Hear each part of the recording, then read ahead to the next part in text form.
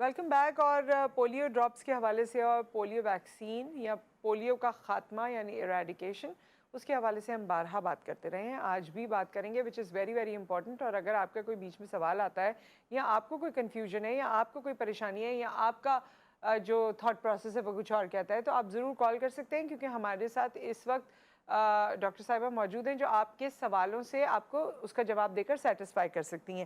ہمارے ساتھ ڈاکٹر فاطمہ میر موجود ہیں، ایسوسیٹ پروفیسر ہیں اینڈ پیڈیاٹرک انفیکشس ڈیزیزز میں ڈیل کرتی ہیں آغا خان یونیورسٹی ہاسپٹل میں. آپ کو خوش آمدید کہتے ہیں. السلام علیکم.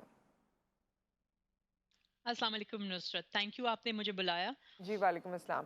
جی سو ڈاکٹر صاحبہ، ہم اکثر ظاہر روزانہ ہی تقریباً یا جب بھی اس مہم کا آغاز ہوتا ہے پولیو مہم کا، تو ہم اس حوالے سے بات کر رہے ہوتے ہیں. But I would want you to tell us کہ اس وقت اپڈیٹ کیا ہے، جو ہماری میڈیکل فٹرنٹی ہے ان کا فوکس کیا ہے، یہ بیماری کو لے کر کیا ایسی چیزیں ہیں جو اس وقت ہو رہی ہیں؟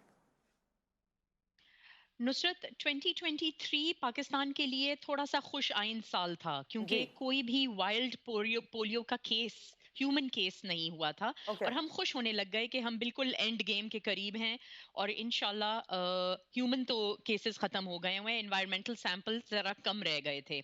لیکن اس سال مارچ کے اندر دو کیسز اوہو. ہیومن دو چھوٹے بچوں میں ہوئے، ایک ڈیرا بگٹی سے تھا اور ایک چمن سے تھا. اور جی. یہ وہ علاقے تھے جن میں ایٹ لیسٹ سال 2 سال سے کوئی کیس نہیں آیا تھا.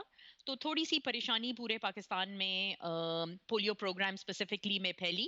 اور اس کی وجہ یہ تھی کہ ہمیں جو سراغ ملا وہ ایک ساؤتھ وزیرستان کے پی کے اندر ایک چھوٹی سی پاکٹ ہے جہاں سے یہ وائرس جو ہے پھیلا ہے. اور اب فی الحال پاکستان میں دو وائلڈ پولیو کے کیسز ہیں، اور بلوچستان کے ایریا سے، اور 31 ڈسٹرکٹس اکراس پاکستان میں انوائرمنٹل سیمپلز پازیٹیو ہیں. اوکے. سو ابھی فی الحال پولیو کا پروگرام اور پوری گورنمنٹ آف پاکستان جو ہے اور ہم سب فزیشنز ہم ریڈ الرٹ پہ ہیں. اور ہم چاہتے ہیں، ہمارا میسج یہ ہے کہ پلیز اپنے بچوں کی پولیو کی امیونٹی کو اپ رکھیں. اگر آپ نے روٹین ویکسینز دی ہوئی ہیں، آپ نے 12 وقت گھر آنے والی ٹیم سے ویکسینیشن کروائی ہے، تو بھی آپ لیپس نہیں کر سکتے، کیونکہ یہ اورل پولیو ویکسین کی امیونٹی اچھی بہت ہوتی ہے لیکن وقتی ہوتی ہے اور وقت کے ساتھ کم ہوتی ٹھیک ہے. جاتی ہے.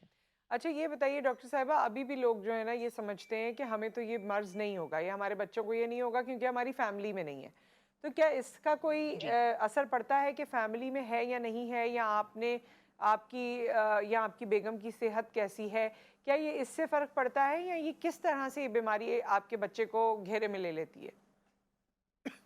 نصرت، پولیو موروثی بیماری نہیں ہے. آپ کے رائٹ. باپ کو نہیں ہوا، آپ کی امی کو نہیں ہوا، آپ کے بہن بھائیوں کو نہیں ہوا، اس کا یہ مطلب نہیں کہ آپ کو نہیں ہو سکتا. کیونکہ یاد رکھیں، پولیو ٹائیفائڈ، گیسٹرو ہیپاٹائٹس اے کی طرح گندے پانی اور گندے کھانے سے پھیلنے والی دوائی ہے. یہ کبھی بھی کسی بھی وقت آپ کے بچے کو لگ سکتی ہے.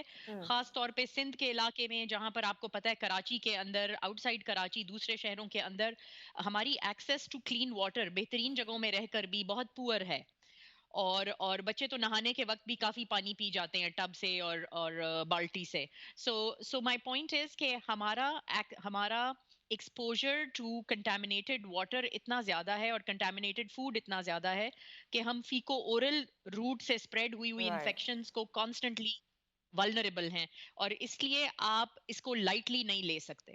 اچھا اس میں ڈاکٹر صاحبہ آئی تھنک سینیٹیشن اور پرسنل ہائیجین یہ بھی میٹر کرتی ہے، جی بالکل. تاکہ ہم اس سے دور رہ سکیں. کیونکہ ہمارے ہاں بہت لوگ جو ہیں کچی آبادیوں میں رہتے ہیں، ایسے گھروں میں رہتے ہیں، اور بہت سے تو ابھی بھی مجھے دیکھ کے بہت افسوس بھی ہوتا ہے، بچے ایسے گھوم رہے ہوتے ہیں، نیگلیجنس بھی ہوتی ہے جس میں کئی بار، جس میں ایسے لگتا ہے کہ ان کی پرسنل ہائیجین پہ بھی توجہ نہیں دیا جا رہا ہے، جو باہر بچے سڑکوں وغیرہ پہ گھوم رہے ہیں. سو یہ جی. کتنا میٹر کرتا ہے کہ آپ اگر بچے کو اس کو واش کرانا ہے وہ کتنا امپورٹنٹ ہے، اس کے ہاتھ واش کرانے کتنے امپورٹنٹ ہیں، اور اپنے ہاتھ واش کرنے اینڈ دین سینیٹیشن کا، واش روم لے جانے کا جو نظام ہے، اور اس میں get rid of any infections and dirt, وہ کتنا امپورٹنٹ ہے؟ جی.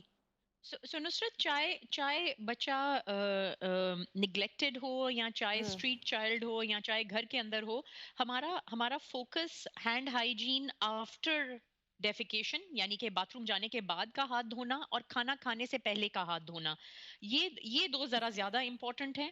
मगर हम लोगों का हैंड हाइजीन के अलावा फूड हाइजीन जो है वो भी बहुत अमेजिंग नहीं है। सो पानी आप साफ ग्लास में गंदा पानी पिए, एक ही बात हो गई। इस वजह से आई थिंक माँ बाप बेचारों के लिए विजिलेंट रहना इसलिए इम्पोर्टेंट है क्योंकि साफ पानी हो, साफ खाना, साफ तरीके से बना हुआ और हाथ साफ हो। आपकी बात बिल्कुल सही है कि निग्लेक्ट के साथ आपके रिस्क और भी ज्यादा बढ़ जाता है। सही। तो अब डॉक्टर साहिबा ये मुहिम शुरू हो चुकी है, ज़ाहिर है 3 मई तक ये जारी रहेगी। पेरेंट्स को आप क्या बताना चाहती हैं? बिकॉज़ अभी भी पता नहीं क्यों ये ट्रस्ट डेफ़िसिट बाकी है कि भाई हम ये कतरे पिलवाएँगे तो शायद हमें कोई और बीमारी हो जाए, शायद हमारी नस्ल कुशी की जा रही है, शायद हमें इसका कोई यहाँ गवर्नमेंट इतनी ज़्यादा प्रो क्यों है इस बारे में? ये भी एक सवाल होता है। जो जो बेचारे पाकिस्तान के लोग जी ऐसे जी। डिसएनफ्रेंचाइज्ड फील करते हैं क्योंकि वो कहते हैं आखिर बाकी चीजें नहीं दे रहे तो हाँ, ये तो ये चीजें क्यों क्यों मिल दे रहे रही हैं हैं। और इतना ज़ोर दे रहे हैं? So there is something. क्योंकि इसमें बहुत ज्यादा इंटरनेशनल सपोर्ट है पाकिस्तान की गवर्नमेंट को। लेकिन ये सच है कि पाकिस्तान का ईपीआई प्रोग्राम वैक्सीनेशन वाला और जो पाकिस्तान के वैक्सीन्स हैं ये क्वालिटी कंट्रोल्ड हैं। ये हम सब जो साइंटिफिक कम्युनिटी के अंदर है हम उनके अंदर बिलीव करते हैं क्योंकि हमने उनका फायदा देखा है।